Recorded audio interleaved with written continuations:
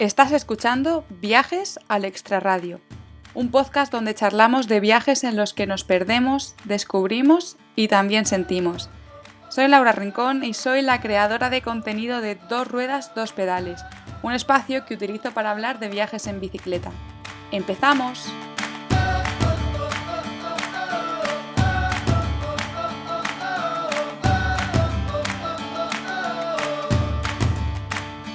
Bienvenidos y bienvenidas al sexto episodio de Viajes al Extrarradio. ¿Quién me iba a decir a mí cuando empecé este proyecto que iba a aprender tanto y me iba a ilusionar tanto con los viajes de los demás? Eso me ha pasado grabando el episodio de hoy. He tenido la oportunidad de entrevistar a Sara Bielba, que quizás la conozcáis como Aventuras Compartidas. Ella va a un país y en vez de recorrer su ruta marcada, por decirlo así de alguna manera, esa que viene en todas las guías, pues ella decide salirse e ir a zonas remotas, a zonas aisladas, a conocer a la gente local y esa otra realidad de los países que Sara visita. En esta entrevista vamos a entender por qué Sara dice que renació en el Himalaya. Nos va a contar también cómo fotografía a la gente local que se encuentra por el camino, porque si os metéis en el Instagram de Sara veréis que tiene muchas fotos de retrato de gente local de los países en los que ha estado, pero sin sobrepasar esas líneas rojas. Vamos a hablar también de viajes solidarios y, como no, nos va a hablar de destinos. En este caso nos vamos a centrar en sus dos últimos viajes, que por cierto tienen un nexo de unión entre ambos y si escucháis el episodio lo vais a entender. Uno es la Transpirenaica. Sara recorrió más de 800 kilómetros por la montaña sola aquí en España, en el Pirineo, y después se fue a Nepal, por supuesto, a zonas remotas. Os dejo ya con la entrevista, que no quiero hacer mucho más spoiler, y vamos a darle la bienvenida a Sara Bielba. Hola, Sara. Hola, Laura, ¿qué tal? ¿Qué tal? Oye, qué bien, qué ganas de tenerte aquí en el podcast y además que llevamos un montón de tiempo aquí, como el perro y el gato, para ponernos de acuerdo, pero es que encima ahora lo estamos haciendo y antes nos hemos conocido en persona.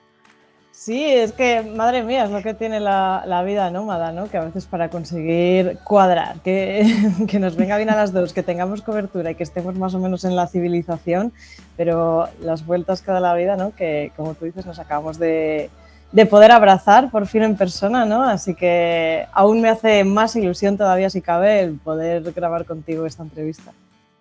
A mí también. Pues Sara, para todos los que nos estén escuchando, que no te conozcan, a mí siempre me gusta empezar las entrevistas con la misma pregunta. ¿Quién es Sara Bielba? Pues Sara Bielba es una chica normal que un día decidió dejar su trabajo como veterinaria para dedicarse a su otra gran pasión, ¿no? Que es el viaje, el viajar. Y nada, pues en 2019 pude realizar ese gran sueño, ¿no? de viajar con un billete de ida y el destino me llevó al Himalaya. Siempre digo que renací allí y eso es así, ¿no? Acabé viajando casi un año entero por Nepal y Ladakh, que es el Himalaya indio, y al final pues, se ha convertido en mi segunda casa. Bueno, está claro que viajar es una de esas cosas que te gusta hacer mucho. Ahora iremos hablando un poquito sobre Nepal y otros viajes, pero bueno, entiendo que tuvo que haber un momento que tu cabeza hiciese clic, ¿no? Que algo cambiase ahí dentro y te dieses cuenta de que viajar es pues lo que querías hacer, ¿no? ¿Te acuerdas cuando pasó eso? ¿Cuándo llegó ese momento? Pues realmente yo no creo que ocurriera de la noche a la mañana, ¿no? Esto es algo que se viene gestando y se va rumiando poquito a poquito. Sí que es verdad que mi trabajo, por los horarios que yo tenía, me permitía viajar mucho, ¿vale? Yo hacía muchas horas seguidas y eso hacía que tuviera muchos días libres, que las unía a vacaciones y eso me permitió hacer varios viajes largos al año. Pero ¿qué pasa? Que viajar es una droga y al final quieres más y más y y quieres disfrutar pues de esa libertad sin pensar, pero es que mañana tengo que llegar a tal sitio para poder coger un bus, para poder coger el avión de vuelta a mi casa y volver al trabajo, ¿no?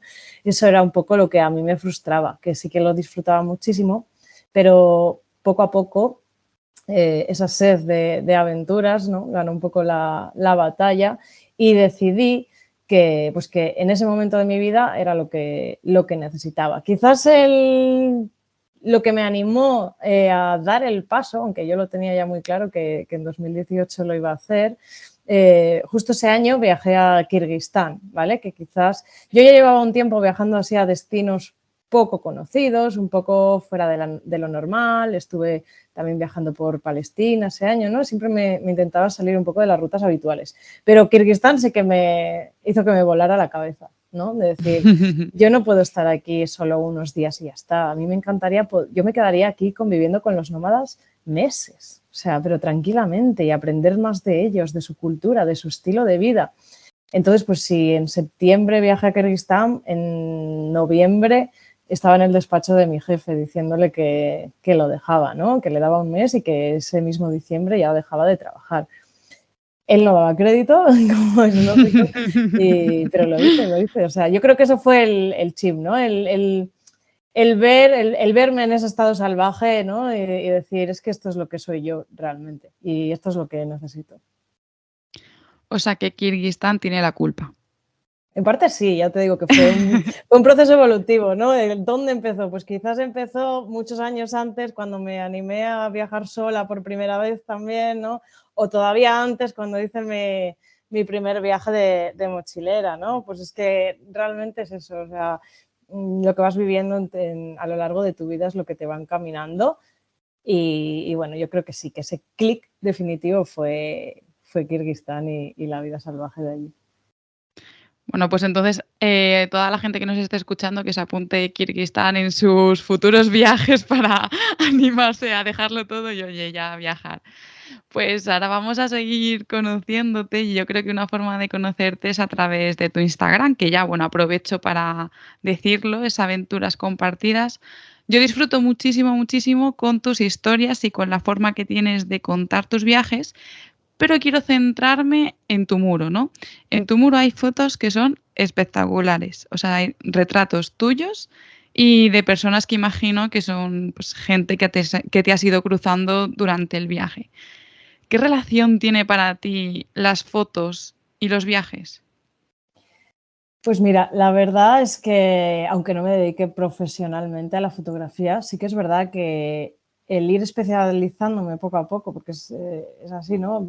Aprendí fotografía de manera autodidacta, pero cada vez me fui centrando más en la fotografía de retrato, como tú dices, en la fotografía social también.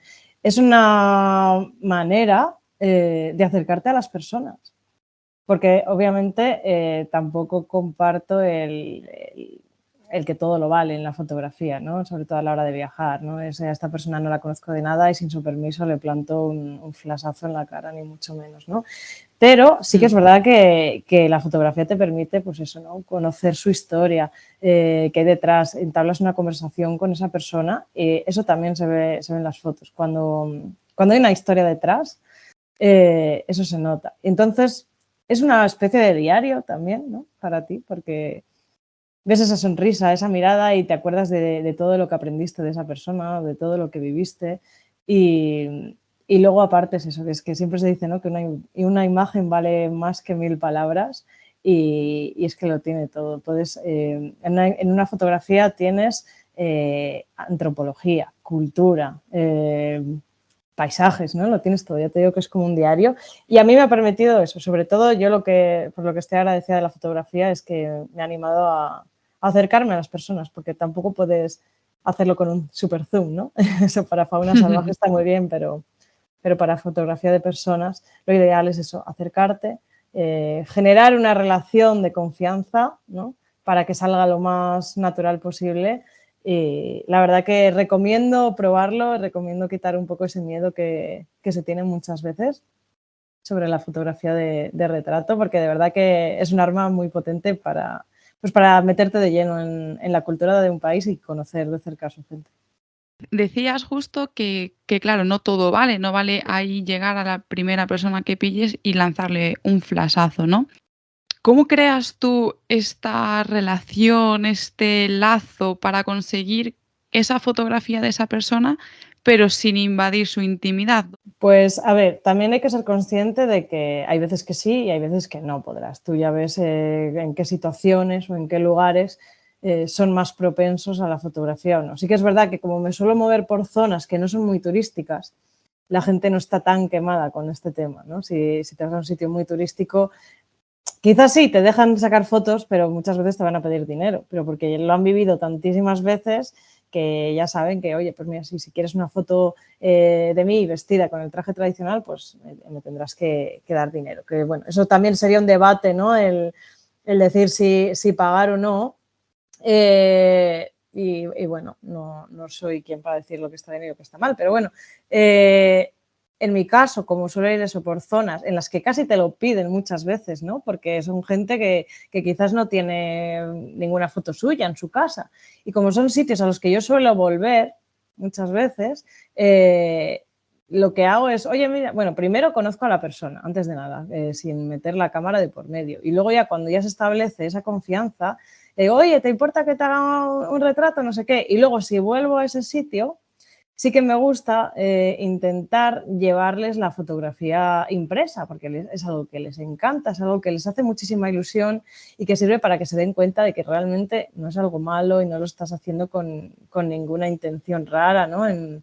Y ya te digo que es un poco pues como una simbiosis, ¿no? Pues tú consigues esa fotografía que tanto deseas y a ellos, pues bueno, ya que no les vas a pagar ni a remunerar ni nada, pues por lo menos tener el detallito, si puedes, de hacerles este regalo que la verdad que las caras que ponen de ilusión pues hacen que merezca la pena, ¿no? Claro, me puedo imaginar aquí, estamos acostumbrados a ver todo el día fotografías, pero es que según en qué zonas vayas, no es así para nada. Ellos no están acostumbrados a ver una fotografía. Sara, vamos a irnos ya a tus viajes. Y para hablar de tus viajes, a mí me gustaría hacer mención a los dos últimos que has hecho. Y además que nos van a ayudar a entenderlos mejor. Entonces vamos a remontarnos unos meses atrás, cuando decidiste hacer la Transpirenaica. Para quien no lo sepa, es una ruta que comienza en el mar Cantábrico y atraviesa toda la cadena montañosa de los Pirineos para llegar al mar Mediterráneo. ¿Por qué decidiste hacer esta aventura? ¿Por qué la Transpirenaica? Bueno, la verdad es que si lo piensas es una locura, ¿vale? Y tuve muchísimas dudas para decidirme porque, bueno, la Transpirenaica es la prueba de que no hace falta irse muy lejos para vivir una gran aventura. O sea, siempre lo digo, y la Transpirenaica ha sido una de las experiencias más increíbles de mi vida, si no la que más, ¿vale? ¿Qué pasa? Que después de 2 años de medio parón, con la pandemia, así, al final te acomodas y te empiezan a entrar miedos, inseguridades, va a ser igual viajar que antes. Ya he perdido un poco como esa práctica, seré capaz de hacer lo que hacía antes, ¿no? De repente no sales un poco de ese hilo, de esa bola de viajar, de aventura, de que cada día es un reto y te encuentras en tu casa y obviamente pues cuesta a veces volver a arrancar, ¿no? Y decidí hacer la Transpirenaica pues por eso mismo, ¿no? Necesitaba un reto personal potente, tampoco era momento todavía de irme lejos, de volver a viajar y, y me animé, ¿vale? Me animé, pero lo que hizo que tomara la decisión fue transformar este reto personal en un reto solidario, porque yo pensaba, a ver, necesito algo que me ayude a dar el paso definitivo y sobre todo que en los momentos duros, difíciles, porque yo sabía que los iba a ver y así fue, que me hiciera no tirar la toalla y que me hiciera darme cuenta de realmente el por qué estaba haciendo esto, ¿no? Yo creo que a la hora de marcarte un reto es súper importante tener claro el por qué y bueno, pues fue lo que al final me ayudó a tomar la decisión de meterme en ese embolado, ¿no? Ahora hablaremos de ese reto solidario, que es lo que une directamente con el segundo viaje, pero hablabas de momentos duros que los ha habido. ¿Cuáles han sido esos momentos duros que has vivido durante la Transpirenaica? Pues a ver, hacer la Transpirenaica de por sí es duro, pero hacerlo en solitario es lo jodido del asunto, ¿no? Hablando claro. Físicamente es un reto muy complicado, pero psicológicamente lo es mucho más. Porque no es lo mismo viajar sola, que sí que lo había hecho anteriormente, con estar sola en la montaña. Y más cuando, como en mi caso, que tampoco soy una montañera súper experta. Antes de ir a Nepal yo no había hecho montaña en mi vida, ¿no? Estamos hablando que el primer trekking lo hice en 2019 y la Transpirenaica lo hice en 2021, con el Te parón que lanzaste hubo, ahí de lleno. con el parón que hubo en 2020, que tampoco pude hacer gran cosa, ¿no? Entonces, momentos duros, sobre todo, yo creo que el mayor reto es eso, a nivel psicológico. Tienes que tomarte absolutamente tú todas las decisiones. ¿A qué hora empiezo la ruta? ¿Por dónde voy? ¿Qué comida me llevo? ¿Para cuántos días? Orientación, ¿no? Todas las decisiones, consultas la meteo, da mal tiempo, a tal hora, ¿qué hace? Todo lo tienes que decidir tú. Entonces es una presión psicológica muy fuerte, aparte de estar tanto tiempo, porque estuve en total más o menos un mes y medio, estar tanto tiempo sola en la montaña es wow, la verdad, es algo que yo recomiendo 100% porque a mí me ha marcado para toda la vida y luego, obviamente, pues también momentos duros referentes a la climatología, ¿no? Me pillaron unas cuantas tormentas, luego también relacionada con fauna, ¿no? Que bueno, Los famosos osos. también estoy con la certeza de que tuve un oso a unos pocos metros de distancia. No tengo la prueba porque no lo pude grabar porque salí por patas, pero vamos, el sonido se me quedó aquí grabado en la cabeza y fueron esos momentillos, ¿no? Pero curiosamente los momentos más duros son los que recuerdo con más cariño, sin ninguna duda, porque son los momentos que más a prueba me pusieron y los que me hicieron darme cuenta de, joder, la verdad, que de todo lo que eres capaz, ¿no?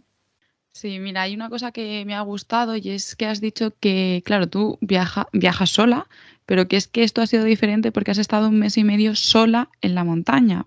Y una de las cosas que siempre me gusta decir es que cuando viajas sola, al final no estás sola.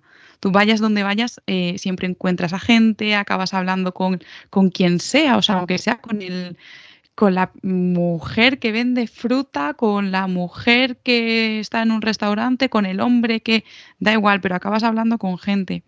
Pero claro, ¿con cuántas personas te cruzaste tú durante ese mes y medio? Con muy O sea, poquitas. Mm, claro, es con muy que poquitas, sí. Mm. no, Muchas menos de. no te relacionabas, imagino. Claro, es que ese es el asunto. Yo, si te soy sincera, pensé que me iba a encontrar a más gente. Haciendo la ruta Transpirenaica en sí, me encontré a un chico casi al final que lo hacía en la misma dirección que yo y otros 2 o 3 más que lo hacían en sentido inverso, fíjate, en un mes, ¿no? Y luego sí que en ciertas zonas que quizás eran un poco más turísticas, los fines de semana sí que te podías encontrar algún grupo así de gente que salía a hacer montaña, pero pasaba muchas horas, incluso días, sola, que al final terminaba hablando con las mariposas, siempre lo cuento, las ponía nombre, hola Violeta, ¿qué tal? ¿Cómo estás? Tal, porque es que hablaba conmigo misma, evidentemente, porque te vuelves loca, si no. Es una experiencia que de verdad que merece mucho más la pena que cualquier retiro de estos espirituales, ¿no? Y, y sí, la verdad que como tú dices, es algo totalmente diferente. Y más siendo mujer, cuando viajas sola, es que casi te tienes que quitar a la gente que te quiera ayudar de encima, ¿no? Siempre te ves rodeada y pues porque inspiras mucha confianza y todo el mundo se vuelca a ayudarte. Pero claro, Sí, en la montaña es que estás tú y tú para ayudarte y no hay más. me imagino a Sara llegando a un pueblo y llamando a la puerta de todas las casas. Necesito hablar con alguien.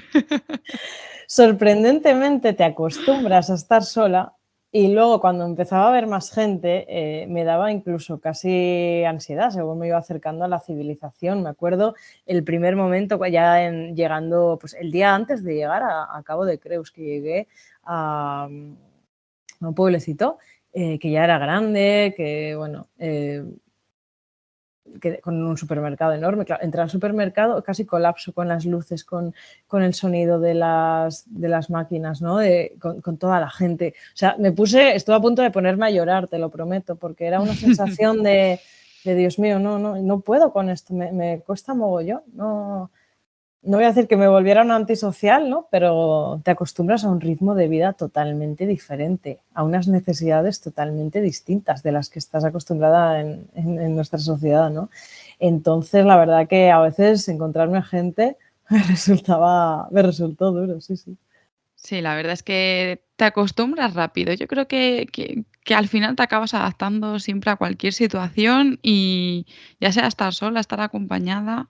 O sea, es como cuando estás con alguien viajando y de repente se va y dices, ¿y ahora cómo voy a seguir yo sola? Y llevas viajando sola mogollón de tiempo. Pues sí, la verdad es que, no sé, me gustaría hacer un estudio sobre eso, y porque luego nos cuesta tanto como readaptarnos otra vez, ¿no? Es algo que a mí siempre me ha llamado mucho la atención. Y otra de las cosas que me gustaría mencionar es, claro, esto es una ruta de montaña. La montaña es peligrosa en el sentido de que estás 100% expuesta al clima, lo que tú decías, a la meteorología. ¿Cómo llevabas tú esto? Y aparte que recomiendan que nunca se vaya en la montaña en solitario. Lo sé, eso me decía mi madre. No, lo sé, eso sí que hay que tenerlo muy claro, ¿vale? Ir a la montaña sola o solo, vamos, no es lo ideal, eso está claro, y se corren muchísimos riesgos. Es un riesgo que yo asumía, ¿vale? Es un riesgo que formaba parte del reto, es también por lo que me dio tantísimo miedo, ¿no? Lanzarme a la aventura, porque era consciente de los peligros. Realmente lo volvería a hacer porque fue lo que me salvó, entre comillas, ¿no? O sea, yo era lo que necesitaba de verdad para salir un poco de ese bucle de pesimismo y de falta de confianza en mí misma. Pero sí que es verdad que siempre es muy recomendable, ¿vale?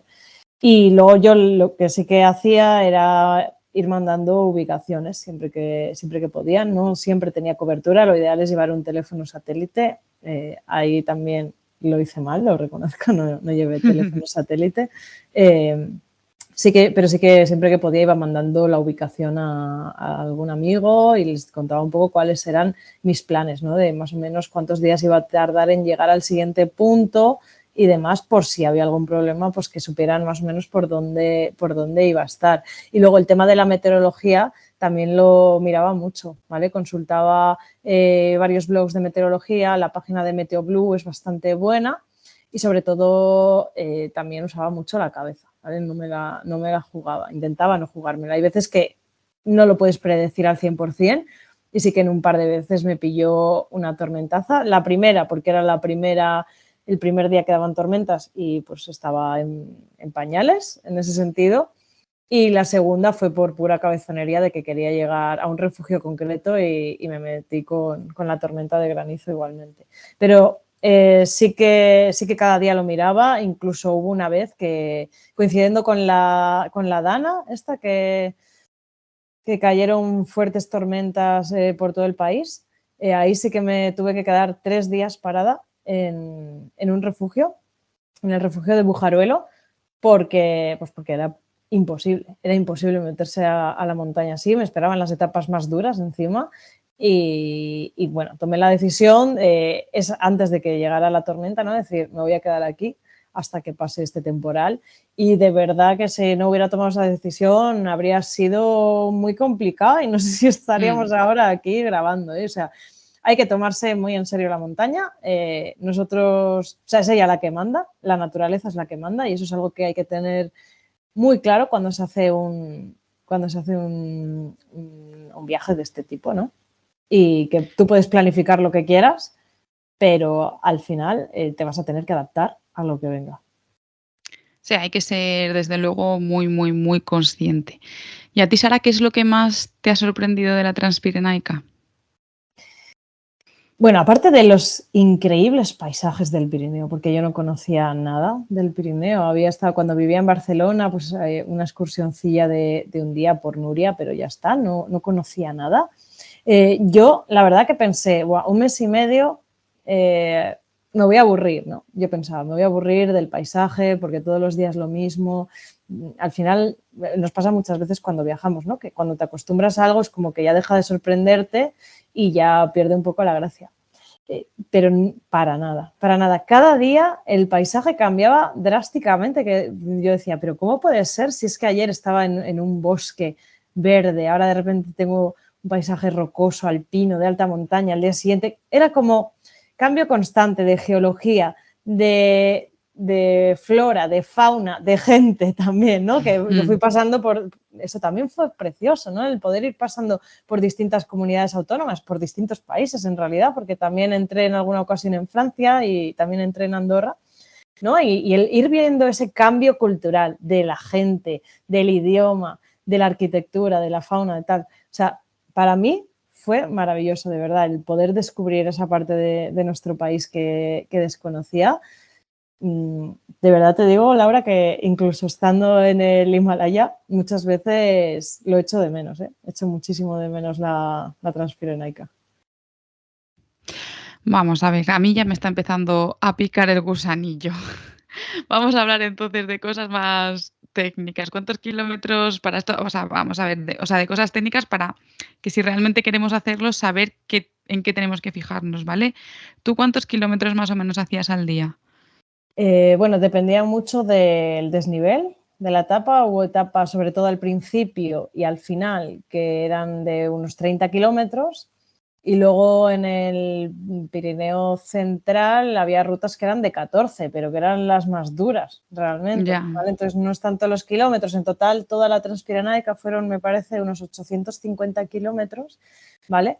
Pero sobre todo lo que va a marcar el ritmo va a ser eso, el desnivel, ¿no? Y el terreno, porque había zonas, sobre todo en el Pirineo Aragonés, que eran más técnicas, ¿vale? Que había trepadas, había que ir despacito, ¿no? Entonces Tú con la igual mochila.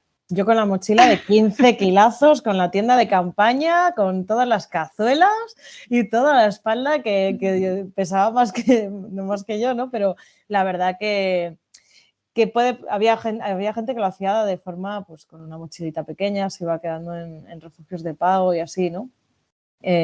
Para mí, aparte de que era inviable económicamente, creo que parte de la magia de hacerlo es hacerlo así, ¿no? Con tienda de campaña y en semi-autosuficiencia, ¿no? Porque al final te da esa libertad, ¿no? De poder decidir hasta dónde llegar y si un día había algo que te gustaba muchísimo, pues poder parar, no necesariamente en un sitio habitado, ¿no?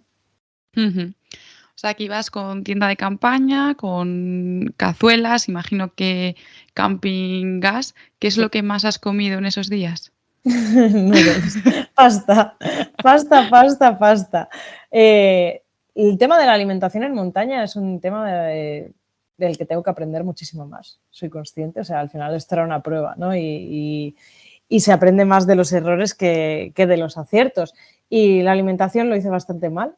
De hecho, adelgacé muchísimo. Obviamente también me puse en forma, ¿no? Pero sí que acabé un poco desnutrida por lo que te digo, ¿no? Al final desayunaba muchas veces bollos con una tableta de chocolate en medio, comía nada, dátiles, barritas y un poco de fiambre y para cenar pues una pasta de estas de 3 quesos, ¿no? Eso es bastante insuficiente cuando le estás metiendo ese tute al cuerpo. Luego fui aprendiendo un poco más, ya compraba muesli y tal, pero bueno, sí, es algo que es muy interesante y que me llama mucho la atención y quiero aprender más porque al final es que el cuerpo es una maquinaria que necesita gasolina buena, ¿no? Para poder hacer este tipo de retos.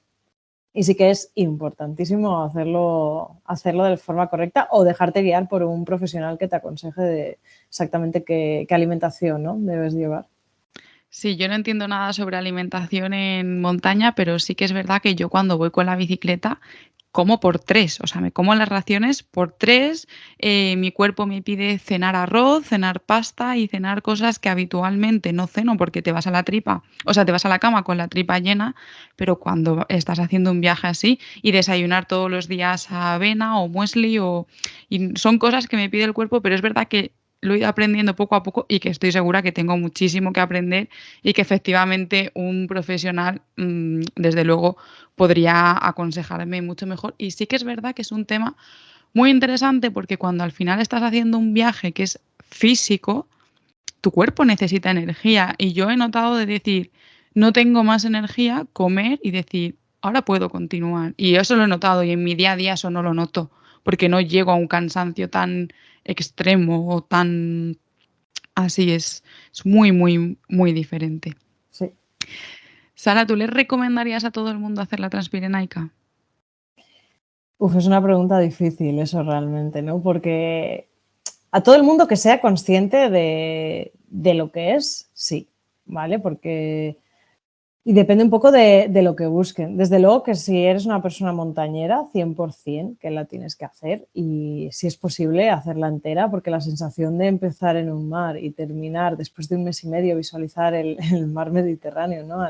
Al otro lado, es que es inevitable, ¿no? Que te caigan los lagrimones. Esa sensación de, madre mía, he llegado aquí simplemente con mis pies, ¿no? También hice el Camino de Santiago el año 2020 y también fue una experiencia increíble, pero no tiene nada que ver con la Transpirenaica, ¿no? Es que el reto físico es mucho más duro y en el camino al final pues tienes muchas más comodidades. Tengo un amigo que dice que el camino es un viaje de pulserita todo incluido comparado con la Transpirenaica y es así, ¿no? Entonces a nivel personal, a nivel de como una prueba de superación. Yo de verdad te lo digo, es que la volvería a hacer una y mil veces. Es que ya estoy pensando, o sea, es adictivo caminar, es adictivo llegar a los sitios así, ¿no? Por tus propios medios. Ya lo he comentado contigo alguna vez, ¿no? Que es que es mágico. O sea, yo de verdad que se lo recomiendo a todo el mundo y aunque sé que es lo que no se debería hacer, si se puede hacer en solitario,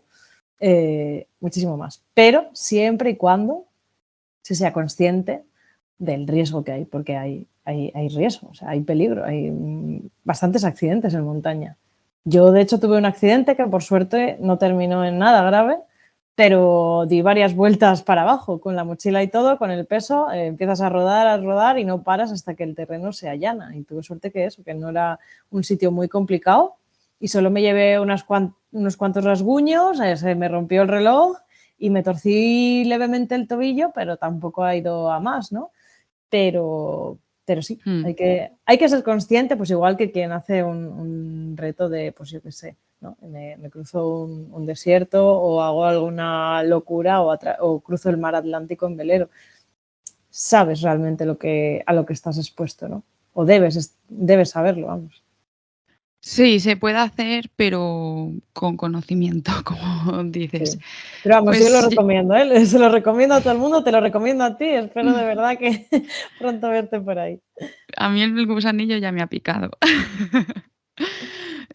Sara, durante este viaje, ya lo hemos dicho, recaudabas dinero para un reto para llevarlo a Nepal. Por cada kilómetro recorrido, tú lo que querías era recaudar 1 euro. La ruta has dicho que eran unos 850 kilómetros. Tú al final, si no me confundo, recaudaste nada más y nada menos que más de 4.000 euros. Sí, más o menos, unos 4.000 euros. La verdad que Con- estuve súper contenta con la recaudación. Como tú dices, el dinero fue empleado para ayudar a las zonas rurales de Nepal, ¿vale? Hacer frente a la pandemia y a problemas de sanidad colaterales, ¿no? A la pandemia. Entonces fue algo mágico porque luego tuve la oportunidad de poder ir a ayudar a la ONG a repartir el material. Y la verdad que ahí me di cuenta de que sí, que ya no solo a nivel personal lo que supuso para mí, pero ya solo por eso mereció la pena y fue todo un acierto poder hacerlo así. Y yo recomiendo también eso, ¿no? Que si alguien está pensando en pues, algún tipo de reto deportivo para ayudar a alguna ONG, ¿no? La verdad es que es una muy buena manera porque ahora hay mucha gente, pues yo que sé, que quiere hacer voluntariados y demás, ¿no? Y que quizás en muchas ocasiones no es tan necesario si no tienes una formación específica, pero esto es algo que al final todo el mundo puede hacer, ¿no? Colaborar con un proyecto ya existente de una ONG que realmente son profesionales y que saben las necesidades del lugar, ¿no? lo que necesitan es dinero, sobre todo, para poder llevar a cabo estos proyectos, pues me parece la mejor forma de poder echarles un cable y la verdad que sí que merece muchísimo la pena. Pues justo quería hablar contigo de esto, porque ya lo mencionamos un poco el otro día cuando estuvimos hablando, que es que existe una línea muy, muy fina entre hacer un reto solidario bien y hacerlo mal. Nos acabas de explicar un poco dónde está esa diferencia, pero cuáles son los errores comunes que la gente suele, en los errores en los que la gente suele caer a la hora de plantear este tipo de retos, que yo creo que más que retos es que se plantea, si no me confundo, un viaje solidario. Sí, eso es, ¿vale? Es algo que ahora está muy de moda y la mayoría de las veces no se hace con ninguna mala intención y por simple desconocimiento, ¿vale? Y todos estoy segura de que en algún momento hemos hecho algo que no es del todo correcto, pero es muy importante tener cada vez más conciencia sobre ello y darte cuenta de realmente lo que estamos haciendo, ¿no? Como tú dices, o sea, hay muchas veces que pues, cuando se viaja a zonas menos desarrolladas, es como que tienes esa necesidad, ¿no? Como de ayudar, de hacer algún voluntariado. Y lo primero que tienes que plantearte es si esas personas realmente te necesitan a ti. Si no existen ya profesionales en el país que puedan hacer exactamente la misma labor que quieres hacer tú o mejor, ¿vale? Eso es lo más importante. Realmente tú qué puedes aportar, ¿no? Y realmente el por qué lo quieres hacer. Si es por calmar un poco tu conciencia, ¿no? Si realmente eso lo harías en tu barrio, ¿no? Y sobre todo el por qué quieres hacerlo. ¿Lo quieres hacer por enseñarlo en redes sociales o porque realmente sientes esa necesidad de ayudar? Y si realmente sientes la necesidad de ayudar, porque hace falta mucha ayuda, que tu ayuda sea útil de verdad y que no genere necesidades que antes no existían, como por ejemplo ponerte a hacer, ¿no? Hacer una cola en el pueblo y ponerte a repartir lápices y no sé qué sin ningún control, o dinero a los niños, ¿no? Ahí estás generando necesidades que esa gente puede que no tenga, porque fomentas por un lado, pues yo que sé, que los niños vean una manera de conseguir dinero fácil, que el día de mañana no la van a tener porque tú te vuelves a tu casa y ahí quedan los niños, o con los lápices y demás, ¿no? Dárselos y sin control también. Ese lápiz cuando se gaste, ¿qué va a hacer ese niño? ¿Va a querer más? No va a tener acceso a eso, ¿no? Entonces, lo ideal es siempre eso, dejarte aconsejar por profesionales que se dedican a ello y que conocen de verdad las necesidades del sitio, porque una cosa son nuestras necesidades de decir, ay, pobre que no tiene esto, ¿y para qué quiere eso realmente? Igual necesita otra cosa que a ti se te había pasado por alto, ¿no? Pero que es mucho más importante. Por ejemplo, en la recaudación que hice, una cosa que compramos con ese dinero fue una lavadora para el hospital, que es que yo no se me habría ocurrido pensar de primeras en una lavadora, tampoco sabía si lo necesitan o no. Y fue preguntándoles a ellos directamente, ¿no? ¿Qué hace falta en esta zona? Pues mira, la verdad es que las mujeres lavan toda la ropa de quirófano y todo a mano, que aparte de que no se limpia igual, hace que ellas estén expuestas más a las enfermedades y tal, ¿no? O sea, a nivel de higiene es algo súper importante tener una lavadora en un hospital. Pues es lo que hicimos, ¿no? Con parte del dinero, eso es solo un ejemplo. Pero si no les preguntas a la gente profesional, pues yo habría pensado que igual necesitan 1.000 millones de mascarillas o yo qué sé, ¿sabes? Cuando realmente no era lo más importante. Sí, es lo que tú dices, hablar con gente experta, especializada en el tema y no dar por supuesto cosas que pues muchas veces no tenemos que dar. Tú cuando acabaste la Transpirenaica, recaudaste todo ese dinero, lo hiciste a través de, vamos, diste el dinero a través de una ONG, pero tú quisiste ir un paso más allá y volaste a Nepal para ayudar a repartir ese material que habías conseguido, o sea, todo ese material que se había conseguido gracias al reto. Yo vi unas historias en Instagram, bueno, he visto todas, pero una de las que más me han marcado es que fuiste a pueblos súper remotos andando un montón de tiempo para entregar abrigos. Sí. A mí es que eso se me ha quedado clavado porque, o sea, se nota que hacía un frío y estaban los niños en manga corta. O Sí. sea, yo alucinaba. Sí, la verdad que cuando te encuentras esas realidades, ¿no? Es como, madre mía, pero esta gente que está aquí en medio del Himalaya y que no tienen acceso a algo tan básico, ¿no? Como un abrigo. Y además se hacía un poco con doble intención, ¿no? El proyecto de reparto de abrigos eh, era, por un lado, obviamente, el poder dárselo a la gente de esas zonas rurales, a niños de esas zonas rurales, y por otro lado, fomentar la escolarización. Lo que hacíamos era dárselo a todos los niños que estaban escolarizados, ¿vale? Así los padres veían un poco pues como un efecto positivo, ¿no? El jolín, pues yo también voy a escolarizar a mi hijo porque mira, por estar escolarizado, por en vez de tenerle trabajando en el campo, permitir que estudie, ¿no? Pues mira, pues hay pequeñas recompensas, que parece una tontería, ¿no? Pero cuando la ONG va cada año a estas zonas a, pues, a hacer este tipo de reparto, ¿no? Pues al final sí que se fomenta y sí que está demostrado, ¿no? que la escolarización ha aumentado bastante. Es un proceso lento, pero aún hay, sobre todo en zonas menos desarrolladas, aún hay bastantes niños que por desgracia no están escolarizados. Entonces, bueno, fue algo duro también, porque como tú dices, hubo que cargar, porque entre pueblo y pueblo no hay carreteras y hay que hacer trekkings con todos los abrigos a cuestas, ¿no? Por zonas que tampoco están preparadas, no son trekkings preparados para el turismo, ni mucho menos, ¿no? Zonas un poquito complicadas, pero te hace también ser consciente de, madre mía, esta gente para estar aquí, si un día tienen que ir a no sé dónde a conseguir comida o bajar al río a por agua, esto tienen que hacerlo cada día, esto que estoy haciendo yo, ¿no? Entonces, bueno, es simplemente pues eso, encontrarte con realidades diferentes a la tuya y poner más en valor todo a lo que tenemos acceso nosotros aquí, ¿no? Sí, la verdad es que esto a mí me dejaba helada, ¿no? O sea, muchas veces es como aquí cerramos los ojos y ya no vemos lo que está pasando fuera. Y cuando, por eso a mí me gustan tanto tus historias, porque al final tú muestras otras realidades que nosotros cuando estamos en casa no vemos, no somos conscientes de ellas o no queremos ser conscientes de ellas. Pero bueno, vamos a pasar a un tema un poquito más animado, porque tú has dicho que para ti Nepal es tu segundo hogar. ¿Qué tiene este país que ha conseguido robarte el corazón? Pues no lo sé, yo creo que fue un flechazo, ¿no? Un amor a primera vista.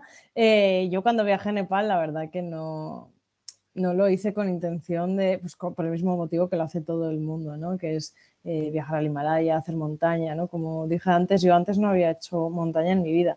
Yo fui porque, bueno, me parecía un país que tenía mucho por descubrir, de que todo el mundo se centra un poco en las mismas zonas, ¿no? De que solo se habla de Everest y de Annapurna, ¿no? Como que el resto del país no existe.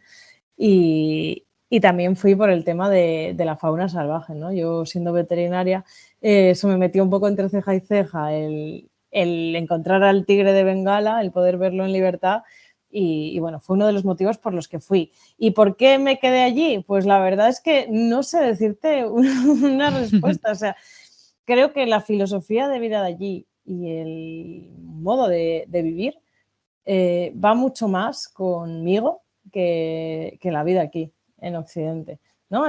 La simpleza, el estar más en contacto con la naturaleza eh, y vivir en las montañas, ¿no? De verdad que me siento mucho más en sintonía y mucho más cómoda y para mí el choque cultural muchas veces es cuando vuelvo aquí a Occidente. Me siento totalmente fuera de lugar, muchas veces pues con el tipo de conversaciones, con la rutina, con el día a día, ¿no? Con las necesidades y los problemas que yo veo aquí. Es como que vivo en una película y cuando estoy allí es como que puedo ser yo misma, ¿no? Te vuelves, no sé cómo decirte, quizás es que soy un poco salvaje, lo he sido siempre y hasta que no he ido allí no me he dado cuenta, ¿no? Pero al final eh, vives más en esencia, ¿no? O sea, ahí el ser humano realmente es como es, ¿no? Es un animal más y no sé, me parece que la filosofía de vida de allí me gusta muchísimo más y es lo que me ha terminado enganchando. Me parece impresionante esto que estás diciendo, que te sientes muy conectada allí y más como en tu sitio. Es que sí, o sea, es que te entiendo perfectamente. No sé ni qué decirte porque me has dejado Sí. maravillada. ¿Y cómo es la gente local allí en Nepal? A ver, hay de todo, ¿no? A mí no me gusta eso que me dicen muchas veces: "Buah, es que en Nepal son maravillosos, es que no sé qué". Digo, bueno, yo me he encontrado gente maravillosa aquí, gente maravillosa allí y gente mala allí y gente mala aquí. O sea, eso también, no me gusta tanto generalizar, pero bueno, por lo general, yo siempre digo que son bastante parecidos a los españoles. Que tenemos mucho más en común con los nepalíes que con los alemanes o los ingleses, ¿no? Es gente que le encanta mucho estar en comunidad, ¿no? De pasar tiempo con sus amigos, son muy familiares, eso sí que es verdad, les gusta mucho la fiesta, la guasa, estar de risa, ¿no? De hacer bromas. Por eso yo creo que también me siento muy a gusto allí, ¿no? Porque son muy dicharacheros, ¿no? Y son súper acogedores y, y es eso, que es que creo que somos, en otra vida fuimos primos hermanos o algo, porque, y ellos mismos lo dicen, que cuando van turistas españoles se sienten mucho más cómodos, ¿no? Porque somos mucho más desenfadados y por lo general la gente allí sí que es verdad que, bueno, yo reconozco que son bastante encantadores, pero lo dicho, te encuentras de todo. También es una sociedad que ha vivido una guerra civil hace poco y eso también marca bastante el carácter. Y hay zonas en las que, bueno, depende un poco también de eso de la etnia y de la zona, ¿no? Hay gente que es un poquito más ruda, como también nos dicen a los del norte aquí, ¿no? En España, pero sí que es verdad que hay zonas que quizás eso, se vieron más afectadas por la guerra y eso al final hace mella, ¿no? Zonas que, en las zonas que hay más turistas también es distinto, ¿no? Porque también están habituados a otro tipo de relación con el extranjero, pero por lo general cuando te alejas de las rutas turísticas, la verdad que es gente súper amable, que te abre las puertas de sus casas y gente con la que de verdad merece mucho la pena conversar sobre la vida, sobre, sobre la montaña y vamos, ellos van a estar encantados de hablar de su país y de compartir unas palabras contigo y un tecito. A mí que me encanta comer, no puedo no hacerte esta pregunta, ¿qué es lo que se come en Nepal? Mira, reconozco que la comida nepalí tampoco es la más rica de toda Asia, ¿vale? Es mucho más variada la comida india. Pero bueno, por lo general es una comida que es bastante vegetariana, no se come mucha carne, al final la carne es un artículo de lujo y tampoco tienen, ¿no?, un supermercado al lado siempre en el que vas, te coges la bandeja de pollo y ya está, ¿no? O el filete. Entonces, de carne, pues bueno, sí que se consume pollo o búfalo, pero tampoco mucho. Y luego el plato típico es el dalbat, ¿vale? El dalbat es arroz con lentejas y luego tienes pues patatas y verduritas y tú lo vas mezclando a tu gusto y lo comes con la mano. Ellos es lo que comen única y exclusivamente eh, por la mañana, su hora de comer son como las 10 de la mañana y luego a la hora de cenar, sobre las 6 de la tarde. Y ya está, realmente la mayoría de mucha gente es lo único que come, hacen 2 comidas al día y siempre es eso, siempre es eso. Sí que es verdad que depende en cada casa echan unas especias u otras y puede ser un poco variado, o a veces eso, echan pollo y demás, pero tienen una gastronomía bastante simple y esto es algo que hablo a veces con ellos, en plan, vaya rollo, ¿no? Jolín, es que no tenéis variedad, es solo esto, ¿no? Yo a veces tengo que reconocer que como estamos acostumbrados a comer, ¿no?, a comer muy variado, pues a veces se me hace un Mm. poco bola y ellos dicen, no, no, sí, nosotros estamos encantados. El problema lo tenéis vosotros, que tenéis que pensar cada día y hoy que como, os frustráis cuando no tenéis no sé qué, que está mucho más rico que el otro. Nosotros es lo que comemos y punto. Y ya está. Y nos Eso también es encanta, verdad. y nos encanta y no tenemos que comernos la cabeza ni preocuparnos ni nada. O sea, ni perdemos tiempo en a ver qué cocino hoy. Y eso también es algo que me encanta, ¿no? Esa simpleza y el decir, pues es verdad. O sea, al final mientras sea una dieta más o menos equilibrada, ¿no? Y además es bastante energética, pues ellos están bien así. Y eso es como el plato principal. Arroz y lentejas. Sí. ¿Te acuerdas ahora mismo de alguna anécdota que te haya pasado estando allí en Nepal, que nos quieras contar, que quieras compartir con nosotros? Madre mía, alguna anécdota. Dice, tengo mil Mil. millones de Pues anécdotas. elige una. Pues mira, me estoy acordando de, pues precisamente antes, ¿no? Que hablamos un poco del tigre, de que fui para ver al tigre. Y la verdad que es una zona de Nepal que muy poca gente conoce. La gente cuando piensa en Nepal piensa que solo hay montañas y la parte sur es selva. Es selva y es llanura, ¿no? Que eso puede sorprender muchas veces y realmente es como vivir en el cuento del libro de la selva. Para mí fue algo maravilloso llegar hasta allí, pasar varias semanas conviviendo con la gente del pueblo. Yo era la única turista y sí que es verdad que me puse muy, muy enferma, ¿vale? Tuve varios días una fiebre muy, muy fuerte bueno, mis amigos me decían que volviera a la ciudad, que podía ser algo peligroso, ¿no? Que no sabía de dónde venía la fiebre. Y yo, como soy una cabezota, y creo que ya ha quedado claro entre las tormentas y esto, dije, no puede ser que yo haya venido a Nepal, que haya tardado 1.000 millones de horas en llegar hasta aquí y que ahora me vaya a tener que volver sin ver al tigre de Bengala, simplemente por haberme puesto enferma, ¿no? Entonces sí que estuve ahí varios días, lo pasé un poco mal, perdí varios kilos, fue un poco duro, pero al final me recuperé y conseguí ir a la selva. El primer día que fui no conseguí ver al tigre, pero dije, vamos, después de haberme quedado aquí, haber estado enferma y haber decidido intentarlo con todo, digo, yo de aquí no me voy hasta que lo vea. 2 días después volví y al final del día, cuando parecía que otra vez ya no iba a encontrarlo, yo estaba con un guía de allí, ¿no? Porque a la selva no puedes meterte sin guía. Y estábamos subidos a un árbol y él de repente, ¿no? Me gritó, Sara. Y yo pensé que se estaba cayendo del árbol y de repente, de la que está bajando ahí a toda velocidad, de repente me grita, Tiger. Y bueno, fue ese subidón, ¿no? De saltar del árbol los dos, de ir yo corriendo detrás de él a través de los matorrales, ¿no? Y de agacharnos a una orilla del río y ver a la otra orilla al tigre de Bengala. Fue uno de los momentos, vamos, que se me quedaron grabados en la retina. Es un recuerdo para toda la vida. Y ese momento, ¿no? De intercambiar la mirada con el tigre, de que te mira el tigre a los ojos y te ruge. Es que tengo la imagen que la estoy viendo aquí ahora mismo, ¿no? El tigre rugiendo y que se fue corriendo porque obviamente tiene miedo de los humanos, ¿no? Pero esa anécdota, ¿no? De decir, joder, al final cuando tienes un sueño, un propósito y no te rindes, ¿no? Y vas a por él, insistes, por muy difícil que parezca, ¿no?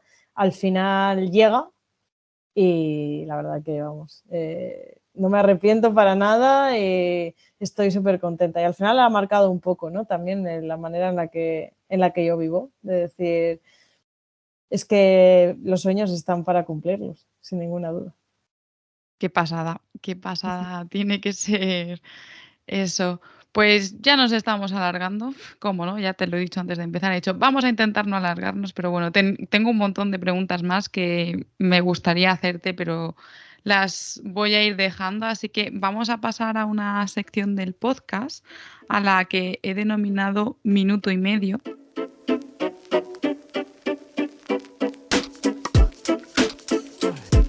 Te voy a hacer unas preguntas y tienes un minuto, bueno, en total, o sea, no minuto y medio por pregunta, en total 1 minuto y medio para responderlas.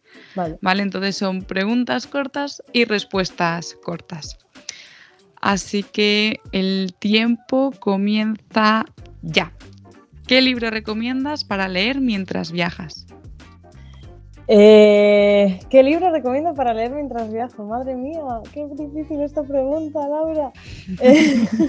Pues mira, recomiendo, sobre todo si eres mujer, alguno de los libros de Cristina Morató, que sobre todo el de Viajeras Aventureras, que te habla de viajeras de otra época. Para mí han sido una fuente de inspiración tremenda, ¿no? Y te hace darte cuenta de si ellas podían en esa época, ¿por qué no yo, no?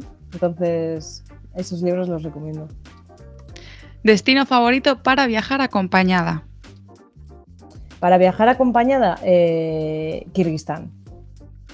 ¿Y para viajar sola? Y para viajar sola, Nepal, la verdad. ¿Qué es lo que menos te gusta de viajar?